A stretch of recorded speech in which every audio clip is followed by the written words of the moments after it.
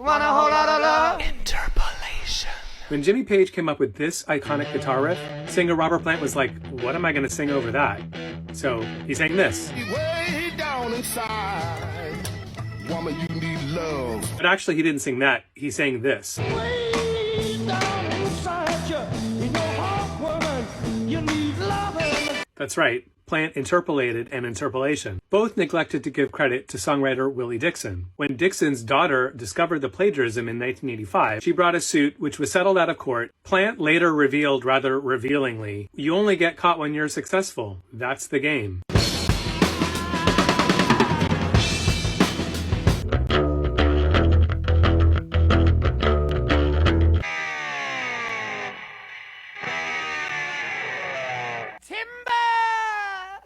Oh. Want a whole lot of love. This is such a stupid and exhausting argument, and I'm really tired of hearing it. This idea that it's not a real song unless it's only got like one or two writers on it. This woman should know better. This is Diane Warren. She's a 65-year-old lady who has nine number one hits for Celine Dion, Cher, mostly kind of schlocky ballads, late 80s, early 90s, Aerosmith, I Don't Want to Miss a Thing. She knows about songwriting, don't get me wrong, she's a hit writer, but this sort of notion that if it's not done her way, it's the wrong way is really bothering me in a big way. And she's obviously referring to this, the Beyonce song Alien Superstar. And why does it have 24 names on it? Because, yeah, it contains some samples and some interpolations. That's how music gets made sometimes, Diane Warren. It's just not the way you do it. So she's revealing a lot about herself here, even in her meek, I meant no disrespect reply, because the idea that sampling, which, by the way, has been a common practice in creative music making for 50 years, this is not a new idea. We're half a century into using other people's music to make new music. It's healthy, it's awesome, it sounds cool when it's done well. The idea that for her it's not real music making, which is what's implicit, is irritating, if not downright racist. But don't take my word for it. This is the Dream's response, the producer on the Beyonce record, one of the producers. Pause it and read it. It's much better, much more of a clapback in his voice than it is on my voice. But it's really true, and it's really embarrassing that somebody with this much steeped in music and as much of a music lover as Diane Warren, I would imagine, is, how would you not have the respect for sampling and interpolation that it deserves? It's a tool to make music. By the way, I am keeping track of, I have a Spotify playlist keeping track of not just all the Beyonce interpolations, which are here prominently. I've been keeping track and making a playlist. You can get it on my Spotify Luxury with 2 X's, or you can just search my profile. There I am on Spotify. I also make music. I rarely talk about that, but you can check out some of my own songs. Anyway, all this to say, sampling and interpolation, I've never really been super explicit about this, but they are good. I think that they are good when they're done well. Even Ice Ice Baby, it's like there's something cool about using somebody else's work and adding your own spin to it. I like it. I like sampling. I'm into it. Diane Warren, thumbs down on you. This song reminds me of this one. This song makes me think of this song. And this song makes me think of this song. Last Christmas, I gave you my heart. That one kind of reminds me of this one. That one kind of reminds me of this. Oh, that totally reminds me of this one. I learned the truth at 17. This one kind of sounds like this. Put on paper. This.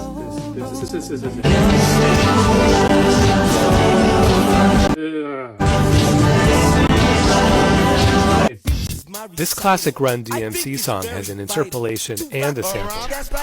Can you guess which one got it too?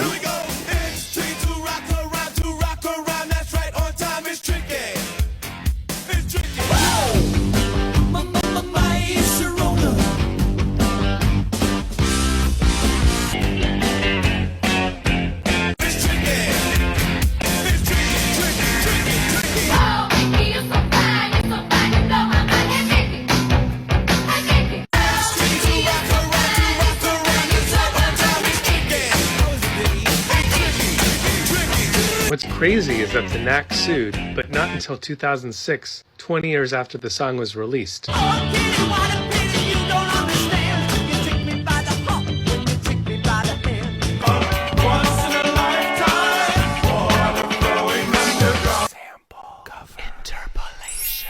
right here.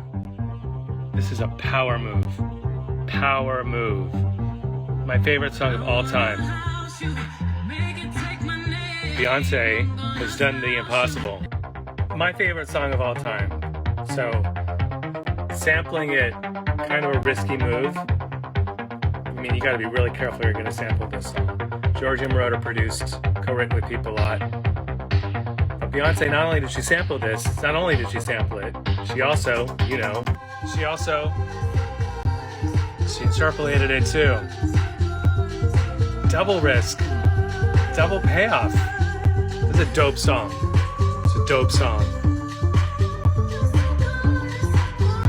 This is great. I'm very happy. Here's the original.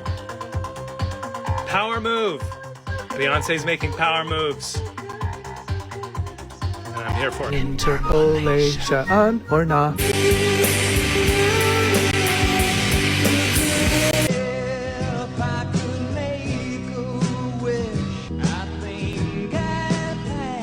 The answer, my friends, is Interpolation.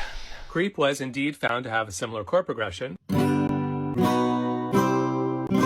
and similar melodic structure. So Radiohead added songwriting credits and paid royalties. But what about this song? Does it interpolate the other two? And all my birds of paradise.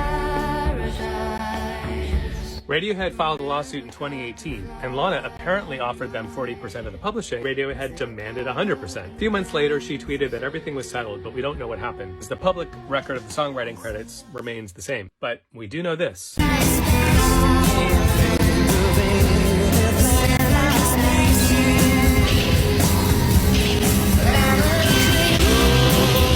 know this song?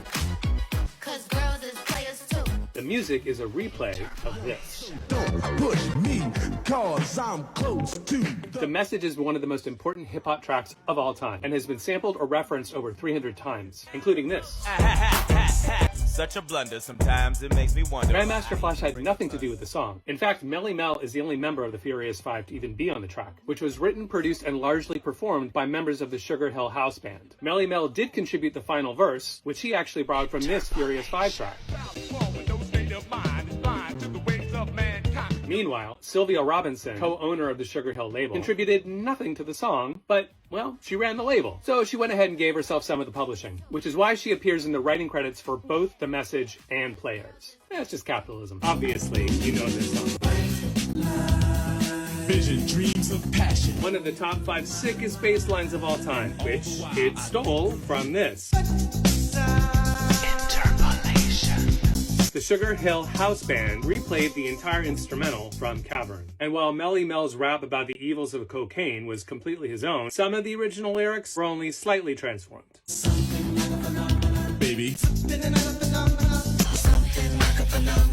In spite of all the stealing, Sylvia Robinson didn't pay for anything used in White Lines. And after a 12-year lawsuit, Sugar Hill was told that they owed Liquid Liquid's label $600,000, but declared bankruptcy to avoid paying. Get higher, baby. Get higher, baby. And don't ever come down.